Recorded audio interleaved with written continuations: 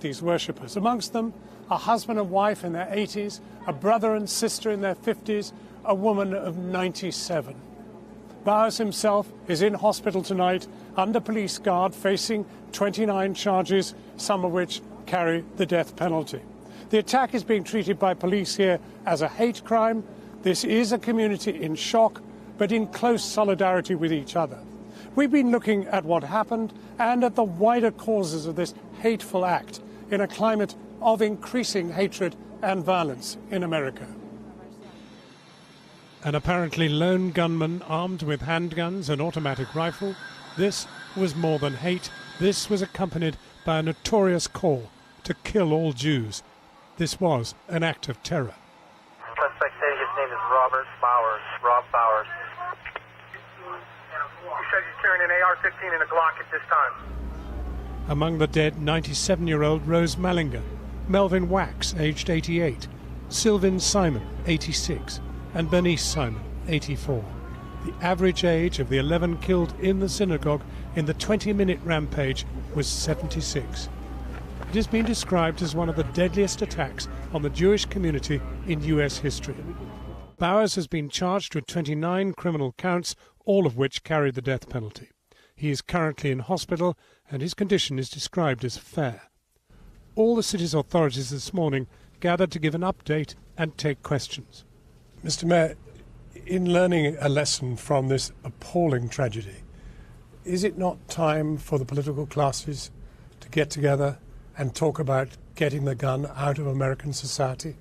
I think the approach that we need to be looking at is how we take the guns, which is the common denominator of every mass shooting in America, out of the hands of those that are looking to express hatred through murder. Speaking at a campaign rally in Illinois last night, President Donald Trump called for the death penalty, hours after telling reporters that gun control had nothing to do with it and that the synagogue should have been better protected. We must stand with our Jewish brothers and sisters to defeat anti-Semitism and vanquish the forces of hate. That's what it is. And when you have crimes like this, whether it's this one or another one on another group, we have to bring back the death penalty.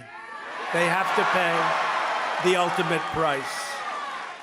This attack was shocking, but not surprising, to those in the American Jewish community who have felt increasingly under threat, abused online and harassed in their day-to-day lives. The Anti-Defamation League measured a 57% rise in anti-Semitic incidents in 2017 compared to 2016. The social media app Gab, which bills itself as the home of free speech, is under fire tonight after posts from Robert Bowers' account emerged. In one, posted just hours before he opened fire in the synagogue, he accused a Jewish charity of bringing in invaders to kill our people, warning cryptically, "I'm going in." Those invaders, migrants whom he claimed the Jewish community were helping to cross the US border. The company has since taken his account offline, disavowed all acts of terrorism, and said it is cooperating with law enforcement. But today, Channel 4 News has seen a number of anti-Semitic comments circulating on the site's home feed, including the hashtag #HeroRobertBowers. When we put this to Gab, they told us, "Censorship and pushing people into the shadows will never be the answer. It will only drive them to more violence. Hate speech of all types is protected by the First Amendment, as ruled unanimously by the Supreme Court. Twitter and other platforms police hate speech as long as it isn't against President Trump, white people, Christians or minorities who have walked away from the democratic leftist parties around the world. This double standard does not exist on Gab." They also said police would not have evidence of a motive without Gab, and that they were proud to work with and support law enforcement in order to bring justice to this alleged terrorist. This morning, the quiet district of Squirrel Hill, home to Pittsburgh's largest Jewish community, struggled to come to terms with what had happened.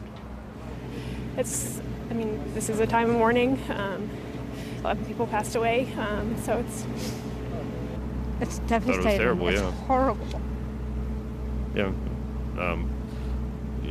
Our daughter works in a Sunday school just a few blocks away from here, and first thought was, what if it was the next day? It's very clear that the rhetoric in this country has been overheated for a while, for a long time. Coupled with what mystifies us in Europe, the gun. Yeah. The gun. Amid the media scrum outside the synagogue, 2 small children came forward with biscuits for the police officers and little notes of gratitude. Thank you very much. Appreciate it. Thank you. Thank you. Well, now, I'm joined by Rabbi Chuck Diamond. He's the former, well, you were in charge of the Tree of Life Synagogue before, and now by Pittsburgh City Councilman Corey O'Connor. Rabbi, you, by definition, will have known these people because they were all in their 60s, 70s, and 80s. They must have been here when you were here. Some of them were here all their lives. I knew 9 of the 11 really well.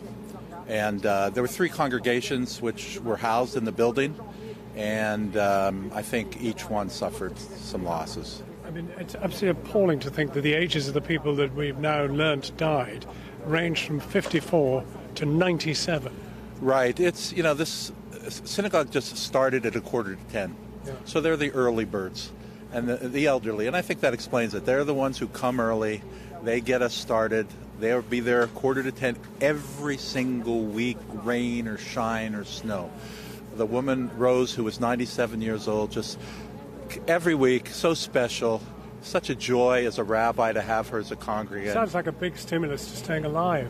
Yeah, but she I have to tell you, she was active, and I used to see her going shopping and walking, and she had a delightful sense of humor, and we used to kid her. The president and I, the former president and I, used to kid her back and forth.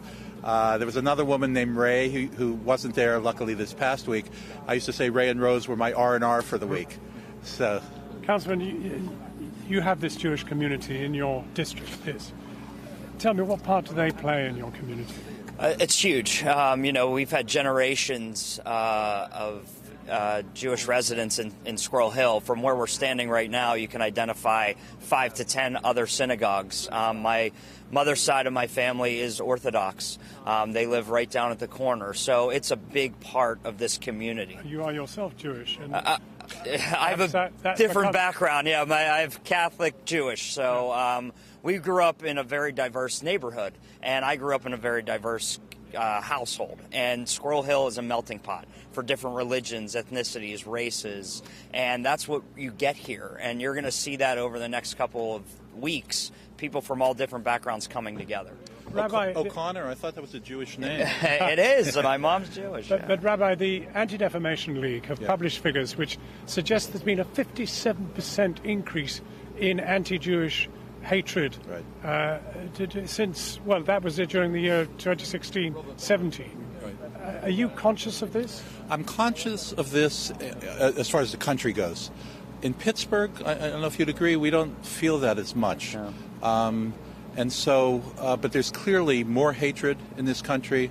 Some people have to speak out a little bit stronger against white supremacism and groups that perpetuate hate. And so, yes, it exists in the country, but here in Pittsburgh, we're fairly fortunate, although I'm sure it exists here too. One of the things which has struck me is how little people talk about guns. I asked the mayor about it this morning. He didn't really want to talk about guns. But surely guns are at the root of this. We have hatred in Britain, but when it comes down to it, they don't have any access to any guns. Yeah, it's a problem. It was a problem 15 years ago. It was a problem 5. It was a problem 2 weeks ago. And then when it hits you home in a city like Pittsburgh, it really hurts. And it's now time for us as leaders of this community to take a stand. Not sure what that legislation would be, because we need help from the federal and state levels. If they don't step up, cities like ourselves, we're going to have to do it ourselves. And Pittsburgh's not going to back down. I know other cities across this country won't back down from it either. Right. I have nobody has given me a reason why people need to own assault rifles or bump stocks. And I think there's a middle ground. I think people have a right to perhaps go hunting and own a gun, but I see no reason for weapons that are just meant to kill people. The problem really in the end is money.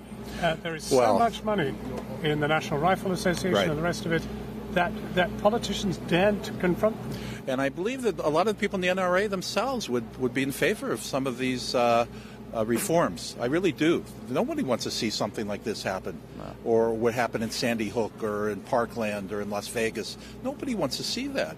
And so, but as you said, I think some politicians need to grow some, as we say. Well, Rabbi Diamond and indeed City Councilman Corey O'Connor, thank you very much. Thank you. Thank you.